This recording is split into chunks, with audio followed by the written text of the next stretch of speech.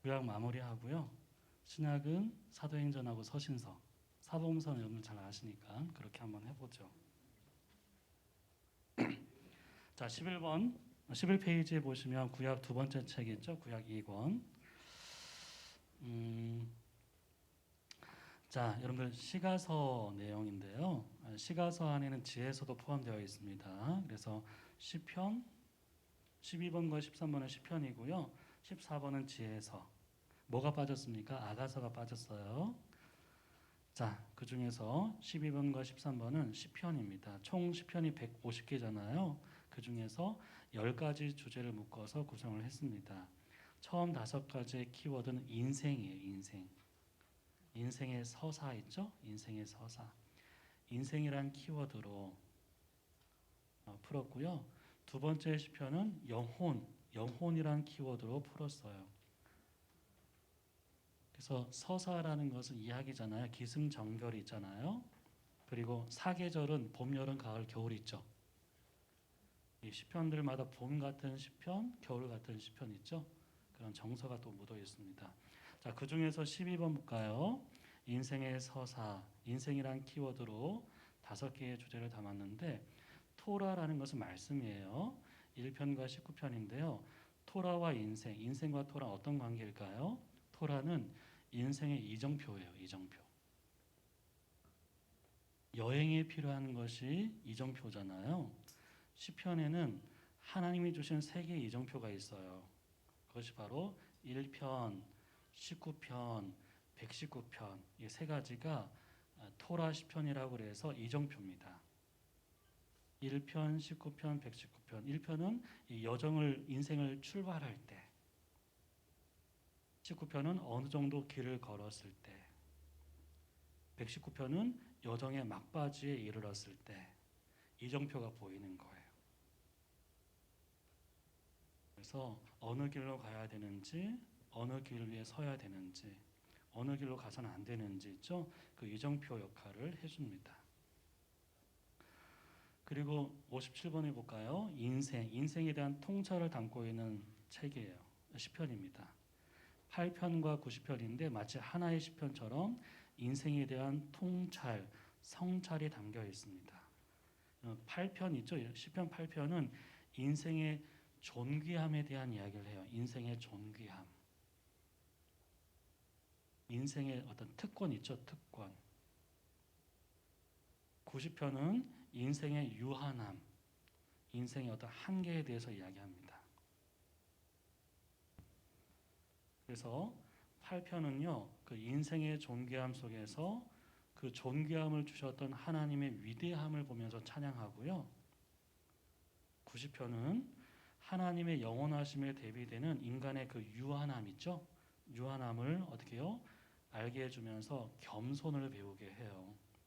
유한한 인생, 유약한 인생. 그래서 유한하고 유약한 인생을 비유로 하는 게 2가지인데요. 하나는 흙이고 또 하나는 풀이에요. 풀. 풀과 흙으로 어떻게 해요? 이야기합니다. 풀처럼 더덥고 결국 흙으로 돌아갈 수밖에 없는 존재 있죠. 이렇게 유약하고 유한한 존재다. 이런 걸 90편에서 이야기를 합니다. 그럼 여러분들 유약하고 유한한 인생에게 필요한 게 뭘까요?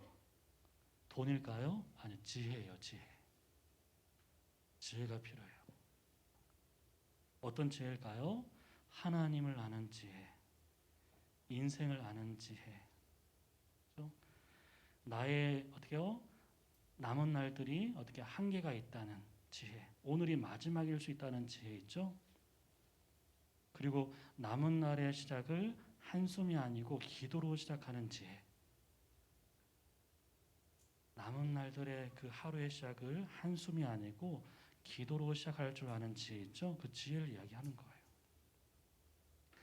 자, 그다음 58번에 보시면 메시아 있죠? 이것은 인생의 목자예요. 목자. 메시아는 누굽니까? 우리를 죄에서 구원하시는 구주일 뿐만 아니라 우리를 인도하시는 목자가 되시는 거예요. 그래서 22편에는 고난받는 메시아의 모습을 보여주고 있고요.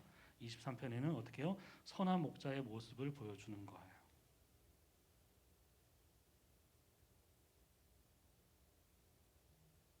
그래서 여러분들 22편과 23편 있잖아요. 옆에 24편까지 써보세요. 원래 세 개 시편을 같이 읽어야 되는데 22편, 23편, 24편까지.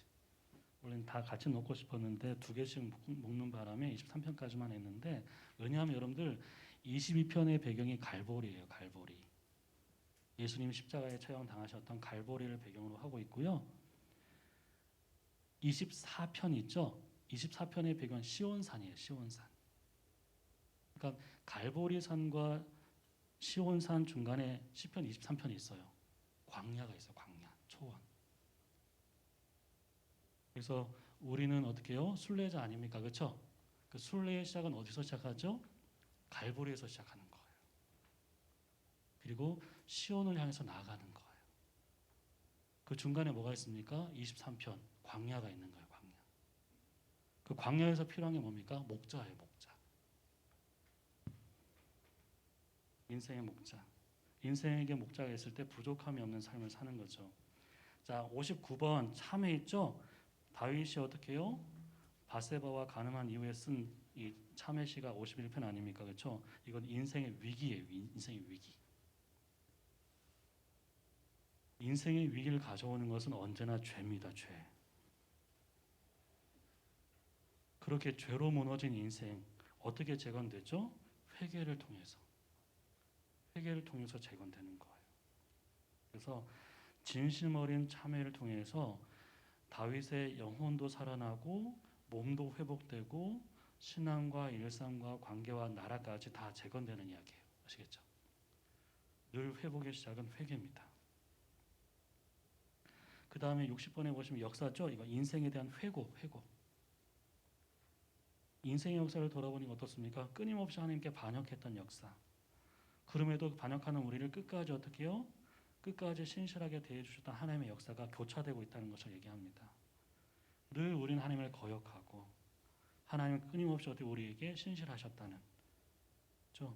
하나님의 신실하심과 인생의 배반에 대한 이야기가 105편과 106편이에요. 아시겠죠? 인간은 끊임없이 하나님께 반역했지만 하나님은 늘 우리에게 신실하셨다는 것을 보여주는 시편입니다. 자, 그 다음에 13번 시편 이제 두 번째 테마인데 영혼의 사계, 영혼을 키워드로 해서 61번 있죠? 37편과 73편은 영혼의 갈등이에요. 갈등. 성도라면 누구나 겪었을, 앞으로 겪을 수밖에 없는 영혼의 갈등에 대한 내용입니다. 나무의 그늘이 있잖아요. 갈등 없는 신앙은 없습니다. 그러니까 무엇에 대한 갈등이었을까요? 악인의 형통, 의인의 고통. 하나님을 믿는 사람들은 힘겹게 살아가고 하나님을 믿지 않은 사람들, 심지어 하나님을 무시하는 사람들은 잘 먹고 잘 살았는 잘 되는 현실을 보면서 갈등하는 거예요. 그 악인의 형통을 보면서 37편의 저자는 분노했고요. 73편의 저자는 실족한 거예요. 한 사람은 분노하고 한 사람은 실족합니다. 여러분들 갈등 안에는 뭐가 있습니까? 갈증이 있어요. 갈증. 이 모순된 현실, 이 부당한 현실에 대한 하나님의 해답과 개입에 대한 갈증이 있어요. 하나님 답을 달라고, 하나님 개입해 달라는 갈증이 있거든요. 근데 여러분들 갈등하던 시인이 어디서 해답을 찾는지 아십니까? 성소에 들어갈 때. 성소에 들어가서야 비로소 답을 찾아요. 성소라는 것은 하나님 앞으로 나아가는 거잖아요. 하나님 앞으로 나아가는 것이 모든 문제 해결의 시작인 것을 알게 돼요. 62번의 갈망 있죠? 앞에서는 갈등에 대한 이야기, 이건 영혼의 갈망을 다루고 있습니다. 하나님 아니면 채울 수 없는 영혼의 갈망에 대한 시편인데, 자신에 대한 갈망 있죠? 자신의 갈망을 무엇에 비유합니까? 42편에서는 목마른 사슴에 비유해요. 아시겠죠? 목마른 사슴. 그리고 130편에는 무엇에 비유합니까? 새벽을 기다리는 파수꾼에 비유해요. 목마른 사슴과 새벽을 기다리는 파수꾼의 비유를 합니다. 자, 63번 감사했죠? 이 영혼의 만족이에요. 영혼의 만족. 영혼은 언제 만족합니까? 다 가졌을 때, 다 이루었을 때, 그때 감사할까요? 아니에요. 여러분들 65편 있잖아. 이거는 개인의 감사신데요. 일상 속에서 베푸신 은혜에 대해서 감사해요. 일상 속에서. 시인은 일상의 경이로움을 잃지 않았습니다. 은혜 속에서 살고 있다는 것을 알아요. 그래서 나의 존재를 늘 새롭게 하시고 시간을 복되게 하시고 나의 수고를 풍요롭게 하시는 그 하나님을 향해서 감사합니다.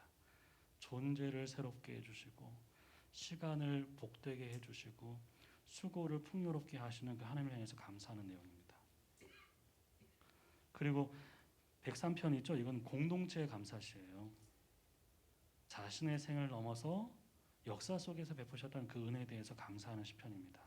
일상 속에서 감사, 역사 속에서의 감사. 그 다음 64번 있죠? 고난, 영혼의 침체, 영혼의 침체. 77편을 일명 밤에 부르는 노래라고 부르거든요.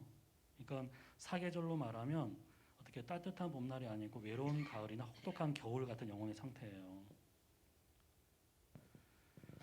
아무리 주님을 불러도 응답하지 않는 있죠? 그 불면의 밤을 보내는 거예요.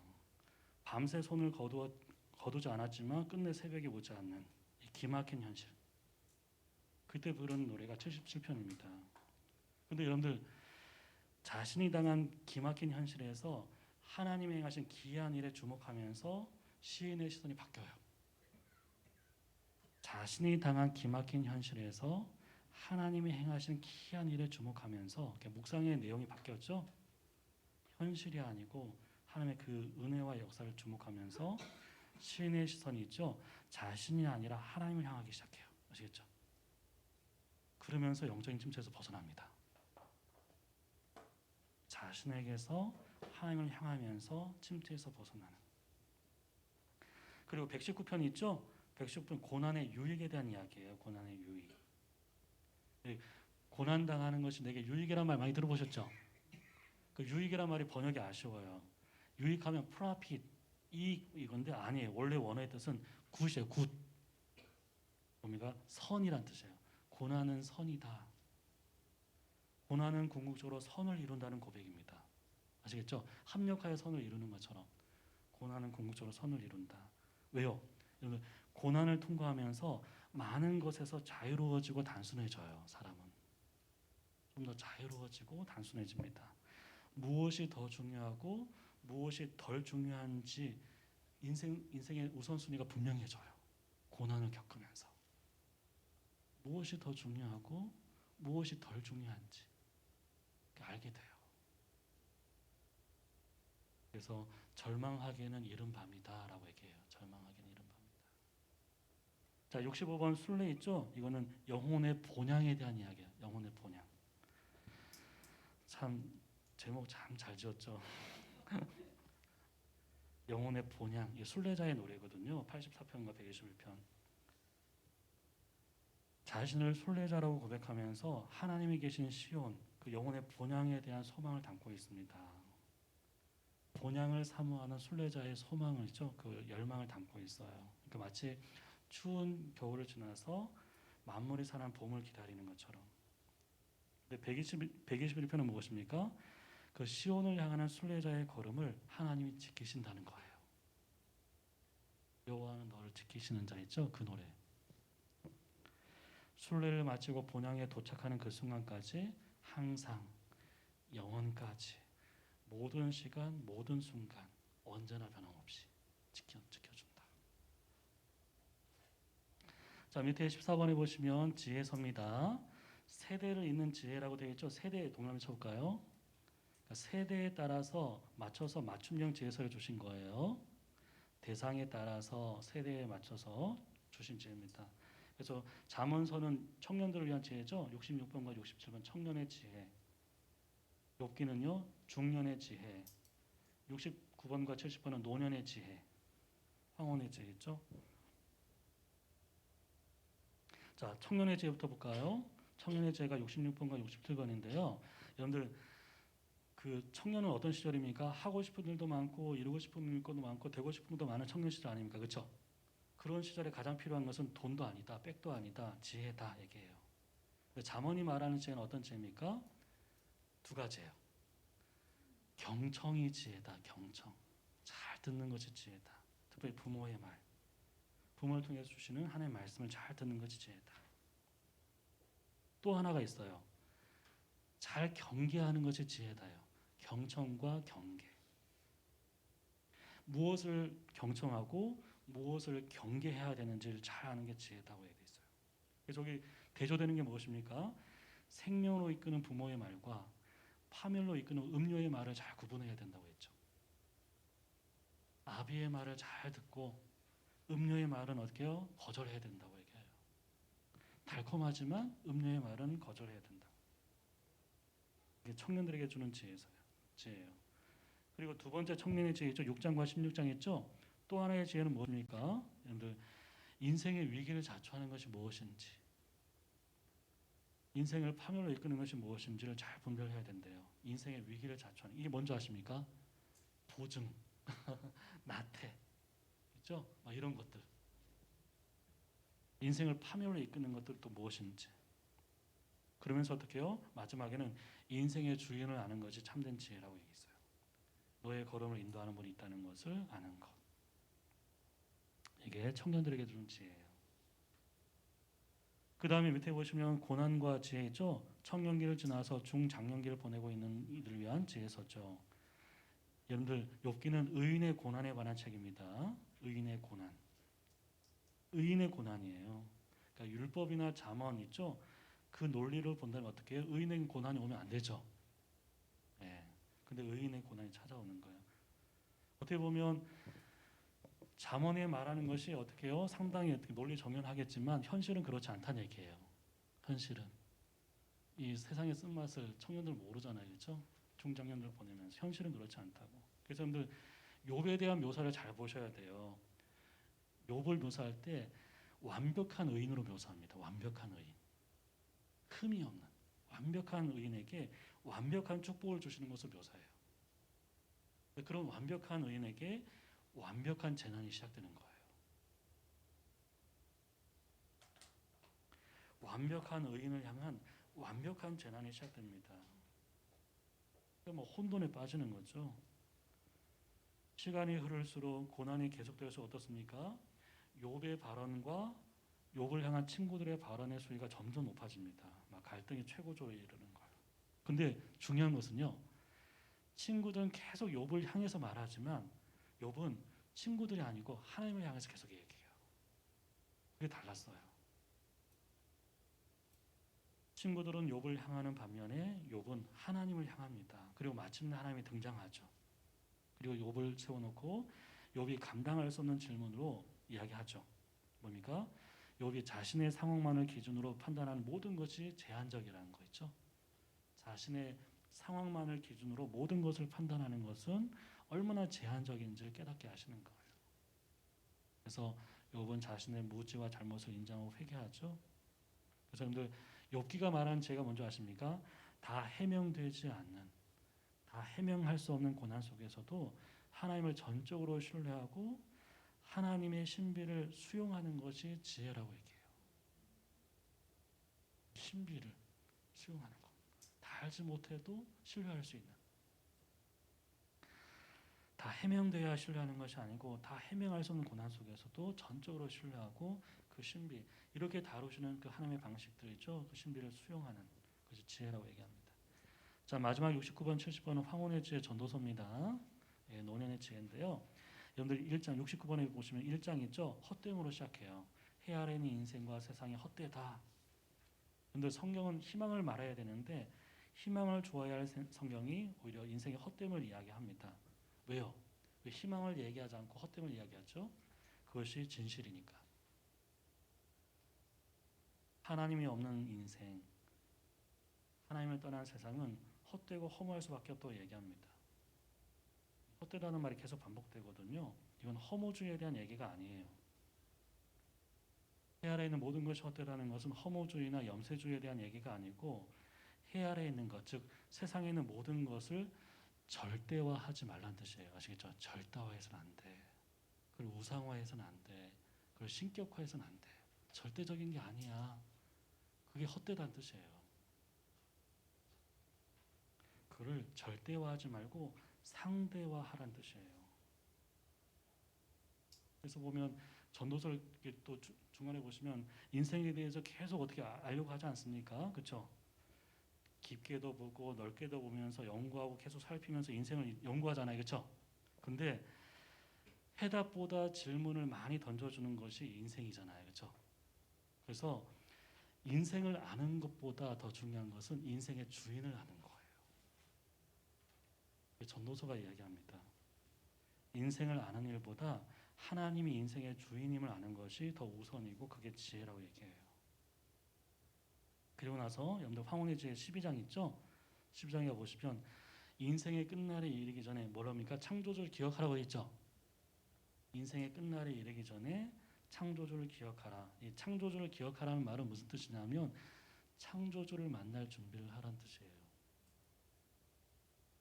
그러니까 노후 준비하지 말고 사후 준비를 해야 된다는 뜻이에요. 이게 전도서가 우리에게 얘기하는 지혜입니다. 노후 준비 말고 사후 준비해야 된다. 노후 대책 말고 사후 대책해야 된다. 자, 그 다음에 볼까요? 예, 마지막 구약의 마지막 예언서입니다. 자, 4부 예언 있죠? 이사야부터 말라기까지 오바댜를 제외했습니다. 선지서의 핵심 본문과 주제를 중심으로 구성했고요. 자, 그에 걸맞는 제목들을 달아놨습니다. 자, 이사야부터 볼까요? 이사야는 영광의 책입니다. 영광. 중간중간에 영광에 대한 이야기가 많이 나와 있어요. 그러니까 하나님의 영광을 보고 복음의 영광을 보고 구원의 영광을 보고 있죠. 새하늘과 새 땅의 영광을 보는 있죠. 그 영광에 대한 이야기 많이 나오는데 영광의 책인데요. 시작은 탄식이에요. 탄식. 하늘이여 들으라, 땅이여 들으라 있죠. 탄식으로 시작합니다. 누구의 탄식입니까? 하나님의 탄식이에요.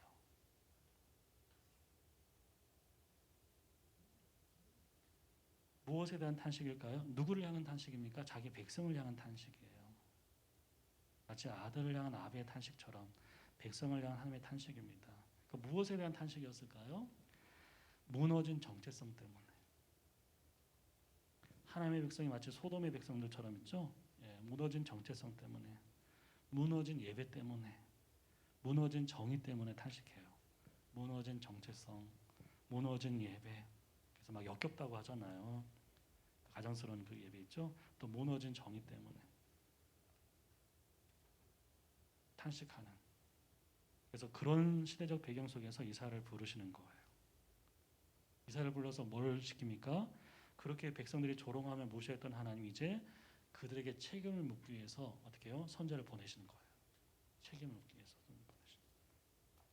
자, 그 다음에 72번부터 73번 있죠? 72번과 73번은 구원에 대한 이야기고요. 74번은 구원자에 대한 이야기예요. 그리고 75번은 최종적인 구원에 대한 이야기입니다. 72번과 73번은 구원에 대한 이야기, 74번은 구원자에 대한 이야기, 75번은 최종적인 구원에 대한 이야기예요. 그 중에서 72번 보시면 포도원 노래 있죠? 이건 실망의 노래. 이사야 5장에 나와 있는 포도원 노래는 실망. 하나님의 기대가 무너진 상태에서 부르는 탄식의 노래입니다. 그리고 희망의 노래, 이사야 12장인데요. 이건 희망의 노래.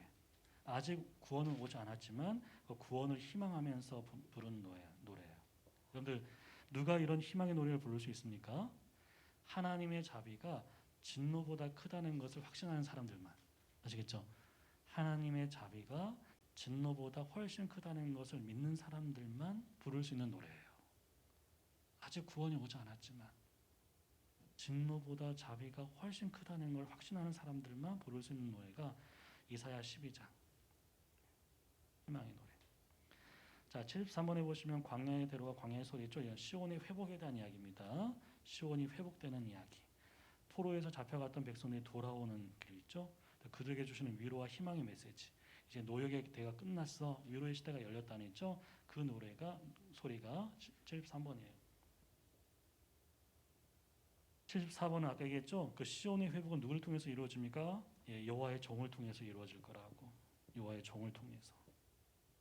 그래서 이사야에는 종의 노래가 4번 나오거든요. 4번.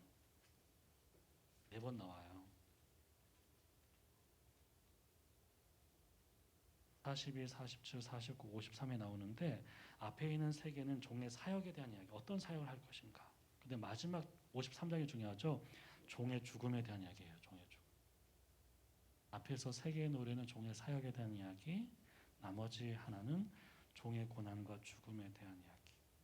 그 고난과 죽음이 우리의 구원을 위한 것인 것을 이야기해 줍니다. 그가 찔림은 우리의 허물을 인하며 그 내용이에요. 그 종의 고난과 죽음은 우리의 구원을 위한 것이었다는 것을 이야기하는 게 74번. 자, 75번에 보시면 새하늘과 새 땅이 있죠. 마지막 최종적인 구원에 대한 이야기. 여러분들 시작은 탄식이었지만 마지막 끝은 영광이에요.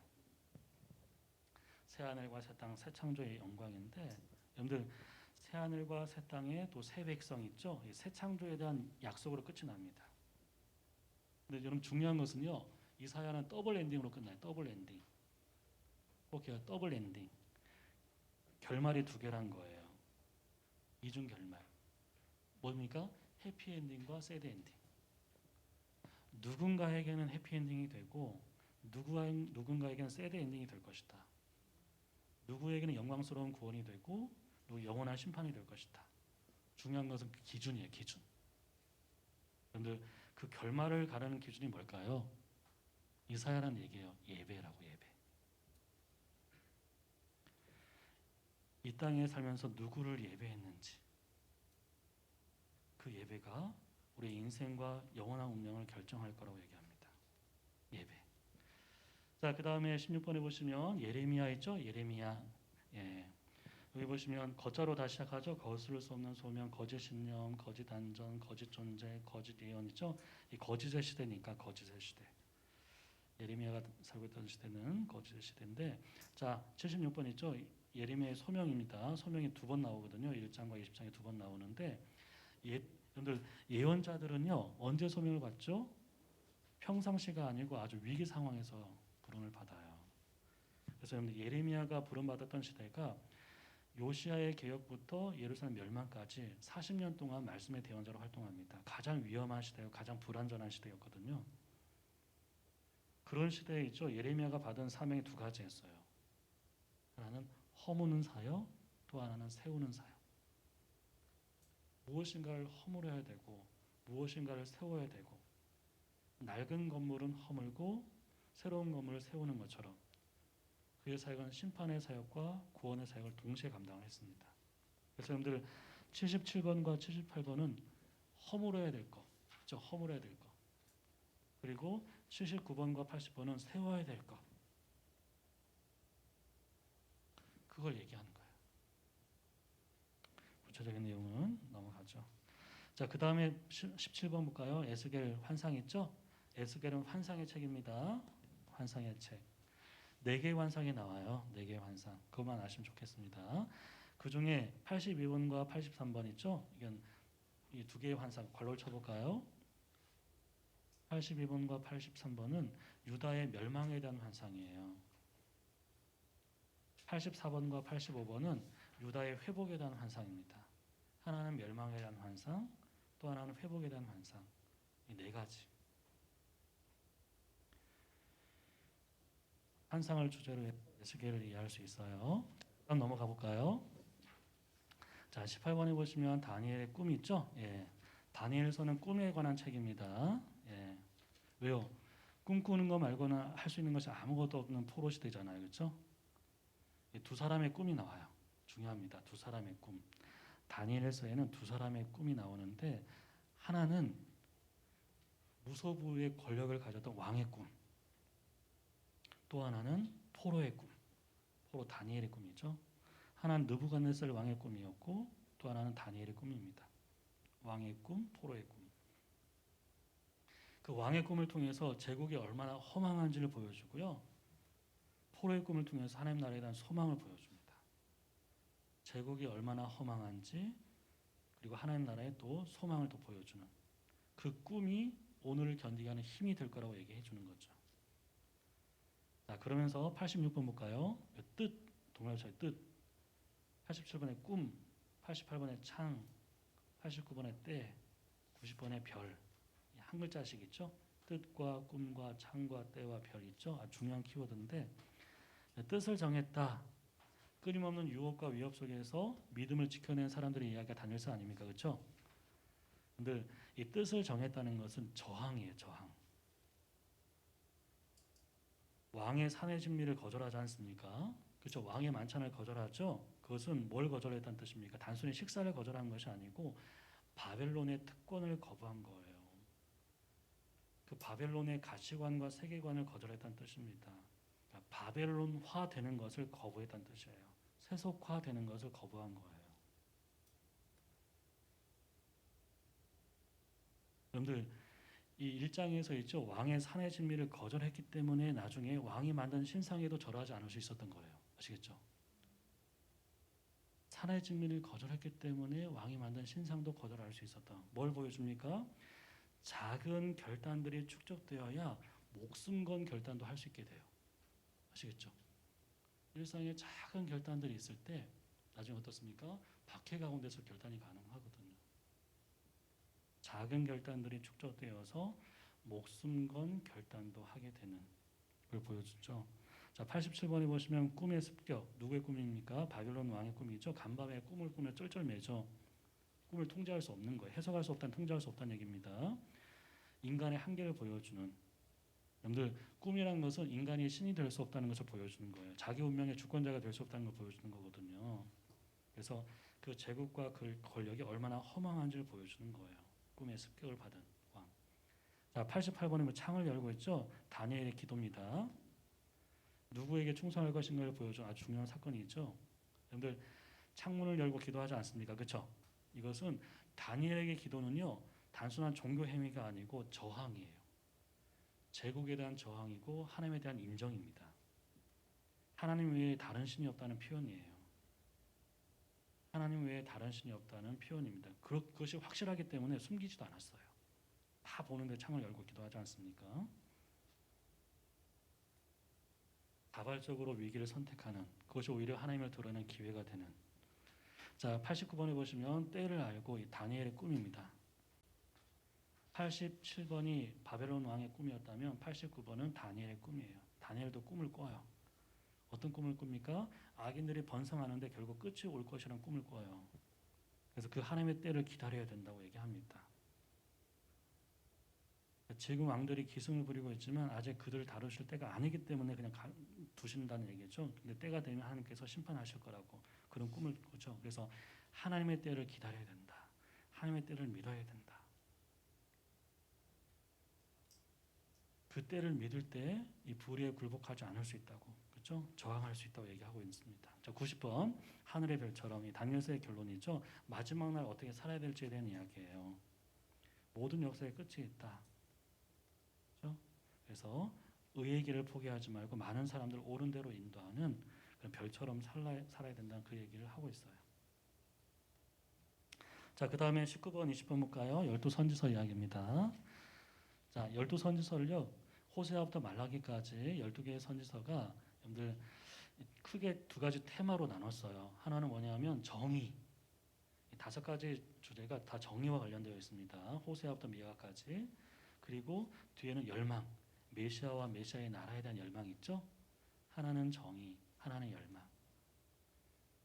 여러분들 예언자들 있죠. 예언자들의 예언을 가만히 보시면 미래에 대한 이야기보다 현재에 대한 이야기가 훨씬 많아요. 오해하시면 안 돼요. 앞으로 있을 일에 대한 예언보다 현재 일어난 일에 주목합니다. 현재 문제에 대해서 아주 민감해요. 시대의 어떤 상황에 대해서, 시대의 문제에 대해서 잘 간파하는. 미래보다 현재, 그리고 큰 일보다 작은 일에 민감해요. 큰 악에 대해서 두루뭉실하게 이야기하는 것이 아니고 아주 작은 일, 사소한 일, 약자들에 대해서 있죠 하는 그 부정과 부조리를 오히려 지적하는. 현재에 대한 이야기는 꼭 기억하십시오. 왜 현재를 말했을까요? 현재가 미래를 결정하니까. 현재가 미래를 결정하기 때문에 내일의 운명을 결정하는 것은 바로 오늘이기 때문에 현재를 말하는 거예요. 예언자들이.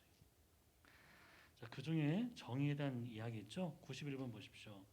의식과 의식, 이게 참 한글만 가지고 있는 상당히 독특한 건데 한자가 다르죠. 앞에 있는 의식은 종교 의식할 때 의식이 있죠. 제사 의식할 때 의식이고 뒤에서 의식은 생각이 바뀌는 거 있죠. 의식. 여러분들 북이스라엘 멸망을 외쳤던 이쪽 호세아가 얘기한 게 뭡니까? 이 사람들이 의식은 많이 드렸지만 의식은 바뀌지 않았대요. 의식은 많이 드리는데 의식이 바뀌지 않는 이것이 제사 중심 종교의 한계예요. 말씀 중심의 종교가 아니고 제사 중심 종교의 한계예요. 건물 중심 종교의 한계입니다. 그러니까 종교 의식에만 관심이 있었을 뿐 율법에는 관심이 없었다. 그래서 하나님 아는 지식이 없어서 망했거든요. 모든 죄는 거기서 시작돼요. 하나님 아는 지식이 없어서 망했어요. 모든 죄는 거기서 시작됩니다. 자, 여호와의 날 있죠? 여호와의 날과 여호와의 영, 요엘서입니다. 누군가에겐 여호와의 날이 심판이 되고 누군가에는 구원의 날이 될 것이다. 그 기준이 뭡니까? 회개. 이사야는 예배라고 강조했지만 요엘서는 회개라고 얘기합니다. 회개할 때 옷을 찢지 말고 마음을 찢는 회개 있죠. 형식적인 회개 말고 마음을 다한 회개를 강조해요. 그리고 회개하는 사람에게 주시는 선물이 무엇입니까? 그 여호와의 영이에요. 성령이에요, 성령. 회개하는 자에게 여호와의 영이 임할 거라고 얘기합니다. 자, 93번에 보시면 불의의 쓴맛과 정의의 단맛. 아모스는 정의의 책 아닙니까? 그렇죠? 여러분들 성소만 나서면 무법자가 되는 지도자 있죠? 그 사람들 때문에 정의가 더 이상 그 사회에서 어떻게 해요? 가동되지 못하는. 그래서 공정해야 할 재판이 뇌물로 왜곡되기 시작했고 무고한 의인이 학대를 받고 있는데 똑똑한 지식인들은 침묵하죠. 이런 얘기해서 죄송한데 그렇죠. 모 대학처럼 지식인은 침묵하죠. 언론은 외면해요. 그래서 아모스가 얘기하죠. 정의 없는 땅은 죽은 땅이다. 근데 여러분들 가장 먼저 정의가 무너진 곳은 시장이 아니라 성전이라고 얘기해요. 거래가 이루어지는 시장이 아니고 제사가 드려지는 성전에서 정의가 무너졌다고 얘기합니다. 하나님의 성전이 인간들을 위한 신전이 되었다고 얘기해요. 자, 94번에 보시면 참회의 도성, 참화의 도성. 요나서와 나홈서죠. 이건 니누에 대한 이야기예요. 둘 다 예언의 대상이 니누에잖아요. 아수르의 수도였던 니누에. 그래서 요나서는 무엇입니까? 니누의 구원을 이야기하고 있고 나홈서는요. 니누의 심판을 이야기하죠. 요나의 선포를 듣고 국가적으로 회개했던 니누에는 어떻게 심판을 피했지만 100년 후에 어떻습니까? 예, 니누에는 멸망당하죠. 왜요? 교만 때문에. 하나님 앞에 어떻게 해요? 죄인이 장래를 대비하는 것은 하나님의 심판에 맞서는 것이 아니고 하나님께 항복하는 것인데 항복했을 때는 구원받았지만 맞설 때는 심판을 당하는 그 니누의 두 모습을 보여주는 거예요.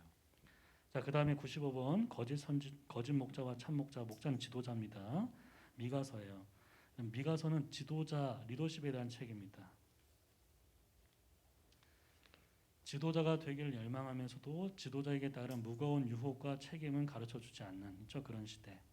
여러분들 미가는 뭘 지적합니까? 중요합니다.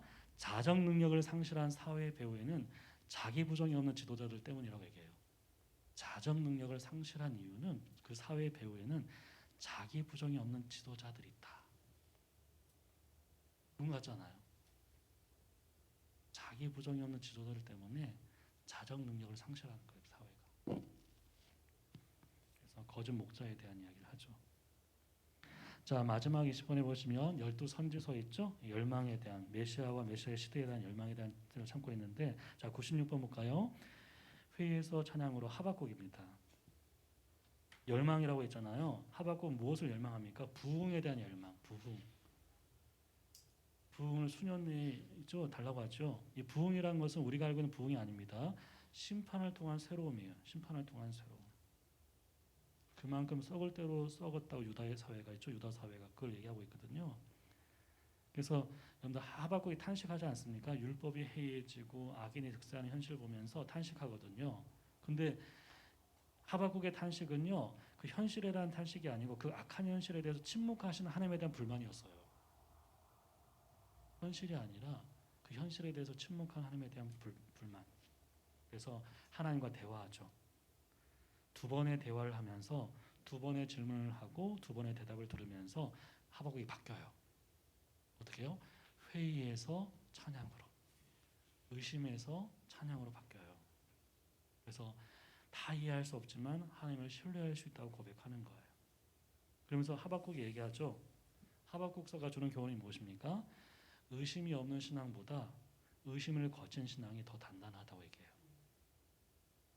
의심이 없는 신앙보다 의심을 거친 신앙이 더 단단. 누구처럼? 하박국처럼 단단한 신앙의 사람이 되죠. 그러니까 회의한다는 것이 불신이 아닙니다. 의심하는 것이 불신이 아니에요. 자, 그 다음에 97번에 보시면 회복의 날이죠. 스바냐. 회복에 대한 열망. 하박국이 부흥에 대한 열망을 담고 있다면 스바냐는 회복에 대한 열망을 담고 있어요. 그 땅에 남아있는 백성에게 그 날이 기쁨의 날이 될 거라고 했죠. 실추된 명예가 다시 회복하는 날이 올 거라는 그런 내용이 이제 하박국 3장, 스바냐 3장에 나와 있고요. 자, 그 다음에 보시면 98번 우선순위 98번과 99번 연결시켜 볼까요? 같은 시대를 살고 있었던 선지자죠. 학개와 스가랴. 둘 다 어떻습니까?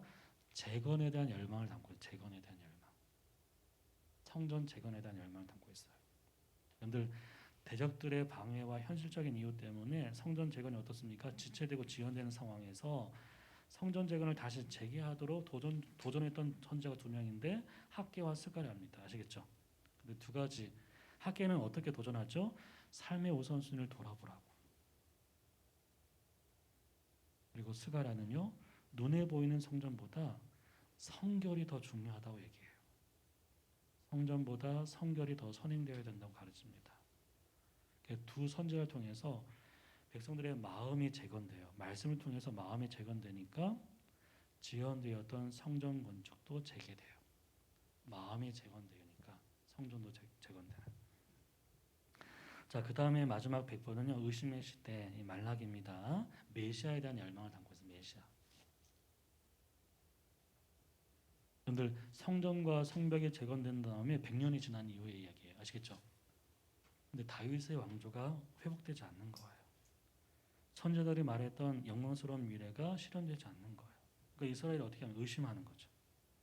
하나님의 사랑도 의심하고 언약도 의심하고 그 약속도 의심하고 그러면서 하나님의 이름을 멸시했고 하나님을 향한 예배를 어떻게 가볍게 여겼고 그렇죠? 그렇게 된 거예요.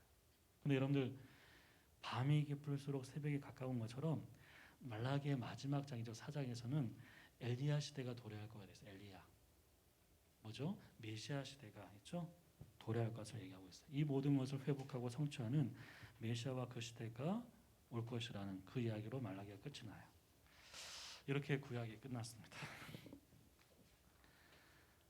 여러분들 좀 전체적으로 조금 보이세요? 네. 이 내용들이 교재 안에 좀 있으니까요. 아시겠죠? 교재 내용 이렇게 좀 보시면 이런 내용이었구나. 저 앞에서 떠들었던 사람이 이것 때문에 떠들었구나 이렇게 생각이 아마 드실 거예요. 자, 그 다음에 우리 14페이지에 신약 1권 있죠? 일부 복음서하고 이건 넘어가고요. 17페이지에 있죠? 사도행전 이거 좀 볼까요? 사도행전. 자, 보겠습니다. 자, 여러분들 사복음서가 복음이 무엇